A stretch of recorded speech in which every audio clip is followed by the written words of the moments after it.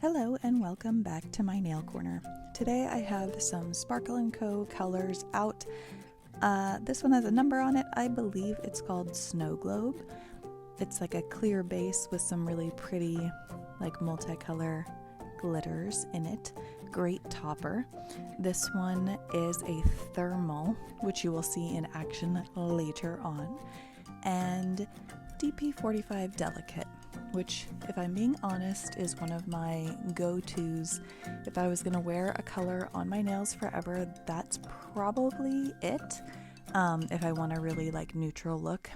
I love Revel's Erica, but Delicate has like a little bit more of a peachy warm tone to it, and I feel like that suits my olive skin tone well. So if you're looking for like a warmer toned Erica, Delicate is your girl. I have a big 1 ounce jar of Delicate and maybe even another mini in my drawers, but this one was getting pretty low, so I wasn't worried about contaminating it, and that's why I pulled that one out. So we're gonna get into a little bit of an ombre action here today, and this look was totally inspired / almost copied exactly from Brooke over at Brooklyn Blush Co. on Instagram. She had really cute like almond nails, and she did an ombre on the tip with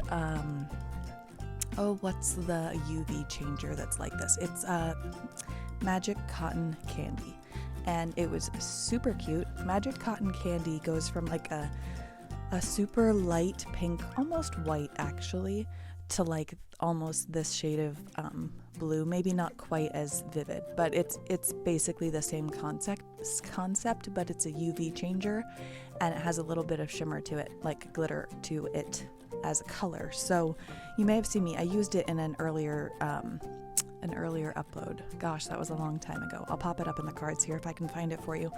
But I really love that color. But as I've mentioned before, I am here in the Pacific Northwest. We actually are in the middle of a couple of really sunny days, but that's not super common this time of year. So what I gravitate towards this time of year are thermals, because they change when you're cold or warm. So in my house, this was like a really nice kind of baby boomer look, and then when I went outside into the 35 degrees, it was a cool wintry look. So I was super into it. I loved it. I didn't wear it super long, which I'm a little bit sad about because we're expecting snow this weekend. So I'm going to have to get another thermal out and put it on to enjoy in the snowy weather that is to come. I hope I didn't just jinx it, because I really would love a nice little snowfall this weekend. So anyway, getting back into nails. If you have not seen me do an ombre before, then you must be new here, because I'm super into them. So thanks for joining us, and I hope you enjoy this. If you do, please subscribe and give us a like, and that helps me out and it notifies you when I have new content. I try to do uploads every Wednesday and Saturday, so keep your eye out for those for upcoming content, and check out my older videos if you haven't already watched them. So, ombre. I have these cheapy little brushes. They are Wet n Wild brand, and they are actually, I think, called eyeshadow brushes. So if you don't have any of those, they're super great to have on hand for lots of different nail things. I have a couple. I have one that I use for lighter colors, one that I use for like darker pigments, like if I'm working with black and I want to like scrub it on the nail, because it will stain the brush, like as you can see. And then I have one specifically for glitters, because I don't want glitters contaminating my solid nails. So those are super cheap, and if you don't have one and need to grab one, I have an Amazon storefront linked down in the description box, and these are in there because they are a go-to for me. In fact, I just got 3 new ones in the mail because mine were getting pretty worn out, and I think they were like 70 cents each. So time to get some more. Anyway, I went ahead, and as you can see, I'm using Sparkle & Co. liquids today. I apply base to my nail and then use that brush and just tap, tap, tap to my liking on the tip of my nail. rotate your finger back and forth like you've seen me doing, because otherwise you may get powder kind of just built up on the top of your nail, if you know what I mean, and then you've got like a little mound there, but it's not all the way around to your sides, especially if you have a strong C-curve like mine. That tends to happen, so I try to remember to really rotate side to side. So now I've done one full application like that, and I'm going to go ahead and do it a second time. That's going to make sure I have like good opacity at the tip of my nail, and then just like a good thickness.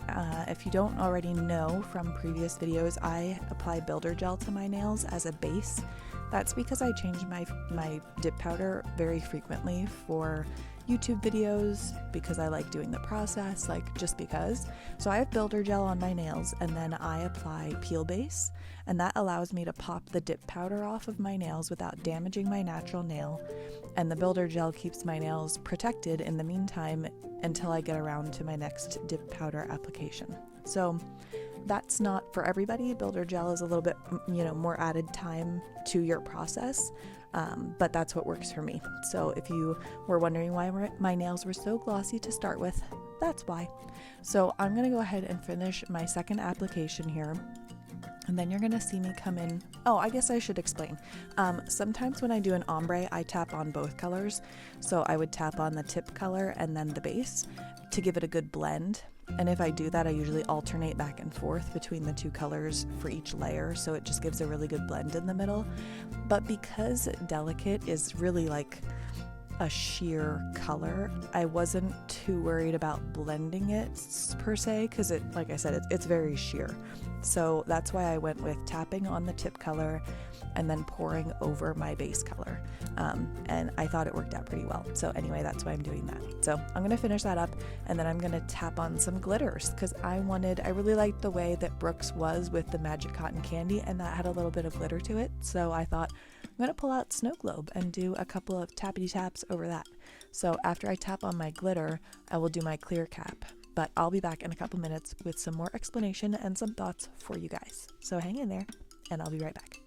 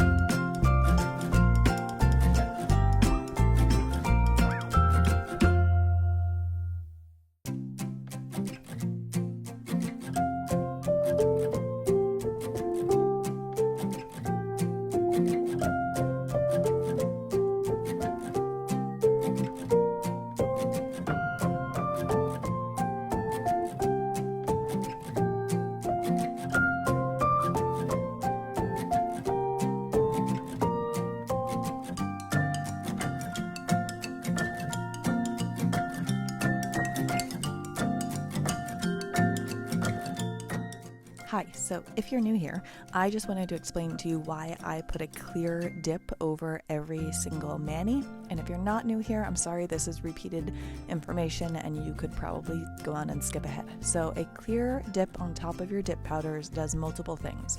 Number one, it protects your pigment, glitters, and just design in general for when you go ahead and buff and file. If you've just done a really nice ombre and then you're going and filing and buffing your nail, you're going to lose some of that design because you're buffing off the powder that holds the design. So a clear dip on top protects that. It protects glitters because bigger, chunkier glitters are often colored, but on the inside they're silver. So if you buff them, you're going to get silver glitters mixed in with your beautiful colored glitters, and it will ruin the effect that you were going for. And some pigments kind of burn during the filing process or become uneven and marbled looking. And that's pretty upsetting if you want like a really nice deep red nail and then you get like spots that are marbled lighter. So a clear dip protects that. It also keeps your activator pure. So when you use your activator, if you've done a clear dip, your activator is going to stay clear because it's only ever coming in contact with clear. So you're not going to get activator that's like tinted pink because you just did a red mani or has glitters mixed in or whatever the case may be. So I'm going to go ahead and activate right now, and as you can see, my activator is totally clear, and it's because it only ever comes in contact with clear. I have a separate activator that I use for my swatches because I don't clear cap my swatches. So that keeps that separate because it is contaminated with glitters and pigments. But if you've ever done like a red mani or a black mani and you've activated it and then put your activator brush back in the jar without like wiping it off thoroughly, what you're going to see is that activators start to become tinted with other colors. And then if you go and do like a snow white beautiful mani and you use that activator, you could end up with like a bit of a tint to your white nail, and nobody wants that. So anyway, those are my main reasons for why like a clear cap is so important and so valuable. So now I've gone ahead and filed and buffed off camera. I'm going to use my Triple D gel liquids today to finish up this mani.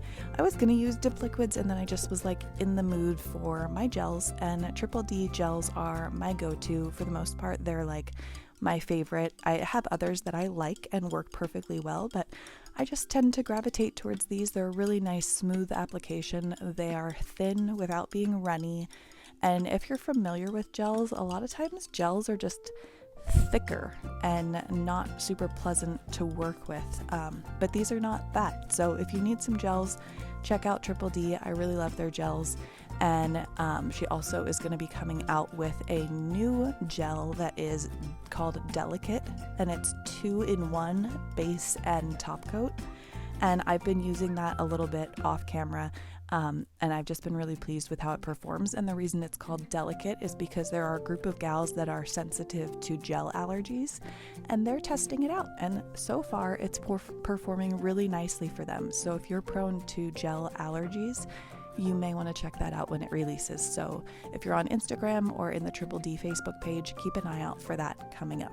So if you like to apply gel top coat to your mani, I highly recommend these.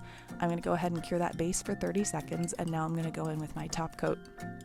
The reason I do that, and I don't just do the gel top, is I find personally that if I apply gel top coat over dip powder, it starts to peel.